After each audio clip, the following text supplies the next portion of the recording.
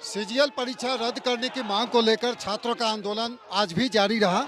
आप देख सकते हैं कि जेएसएससी कार्यालय के समक्ष में पूरे राज्य भर से हजारों छात्र यहां पर पहुंचे हुए हैं।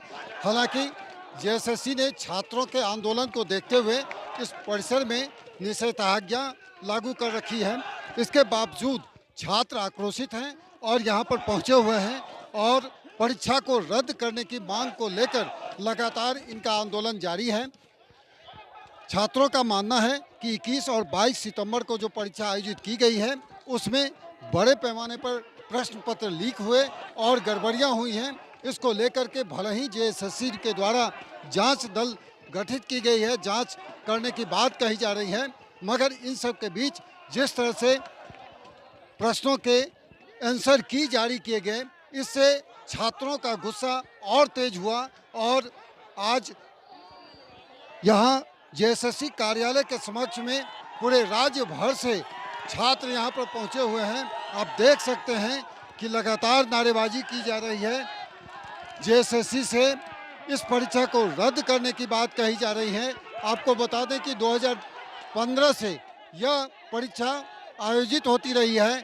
कई बार यह परीक्षा को रद्द किया गया, कई बार विज्ञापन निकाली गई और उसके बाद आयोग के द्वारा पिछले 21 और 22 सितंबर को ये परीक्षा पूरे राज्य के सभी जिलों में आयोजित किया गया था, लेकिन कुछ स्थानों से परीक्षा में प्रश्न पत्र लीक होने के मामले सामने आए।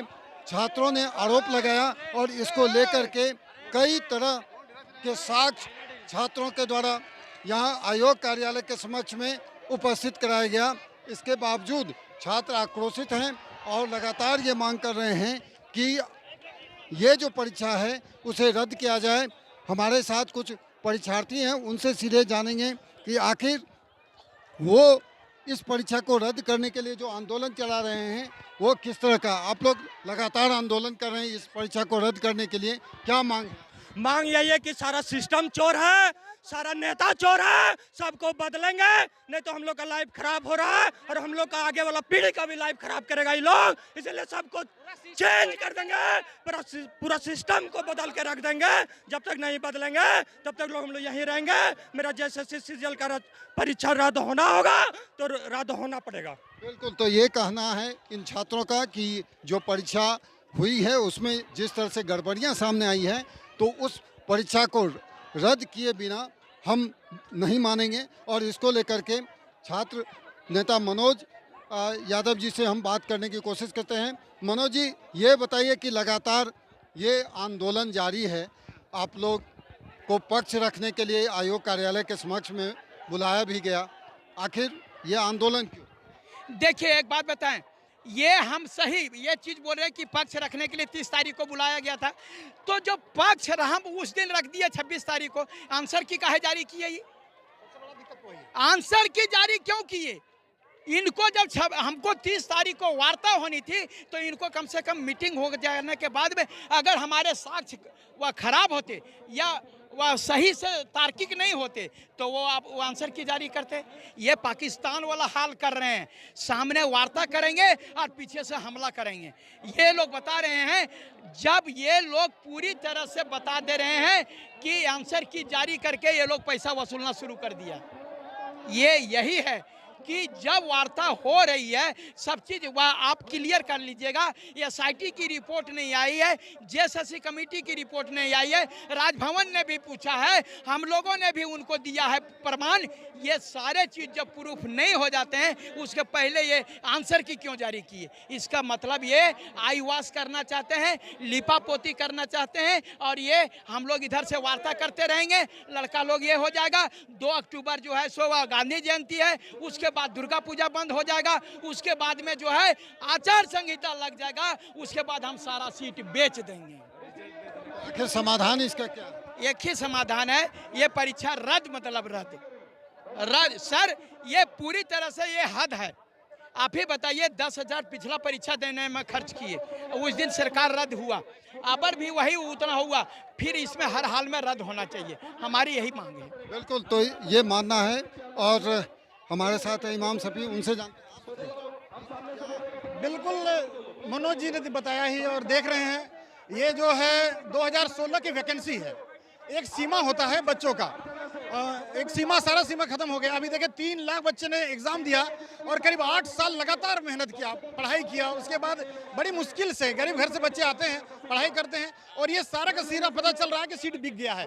72 क्वेश्चन को हम लोग प्रमाण दिया है कि वो रिपीटिंग किया गया था।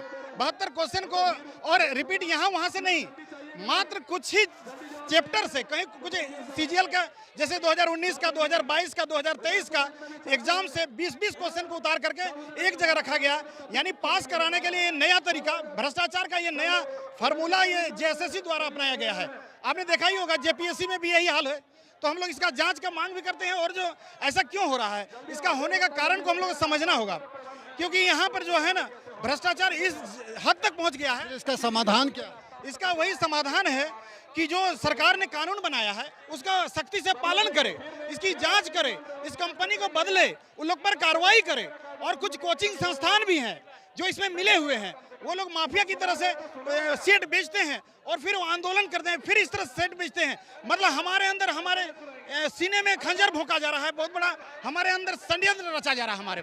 बिल्कुल, तो ये छात्रों का मानना है और जिस तरह से छात्र आक्रोशित हैं उससे साफ जाहिर होता है कि ये अभी आंदोलन थमने वाला नहीं है जब तक परीक्षा ये रद्द नहीं किया जाता। क्योंकि पूर्व में भी जो इस साल जनवरी में 28 जनवरी को ये परीक्षा आयोजित हुई थी, तो उसके बाद यही वो जगह है जहाँ पे प्रश्न पत्र जो जैसे ही लीक होने की बात आई तो छात्र आक्रोशित हो गए और आयोग दफ्तर पर तोड़फोड़ की और छात्रों का गुस्सा इस कदर बढ़ा कि आयोग के अध्यक्ष को इस्तीफा देनी पड़ी। तो जाहिर तौर पर ये जो परीक्षा है वो काफ़ी विवादों में रहा है और एक बार फिर इस 21 और 22 सितंबर के परीक्षा में जो प्रश्न पत्र लीक हुए हैं तो उसके बाद छात्र आक्रोशित हैं। अब देखना होगा कि सरकार और आयोग जो जांच में जुटी है वो इसका फलाफल क्या निकलता है। लेकिन जो छात्रों का गुस्सा है और जो मांगे हैं वो अभी थमने वाला नहीं है जब तक कि इस परीक्षा को रद्द न कर दिया जाए। कैमरा पर्सन परमानंद के साथ भुवन किशोर झा, ईटीवी भारत, रांची।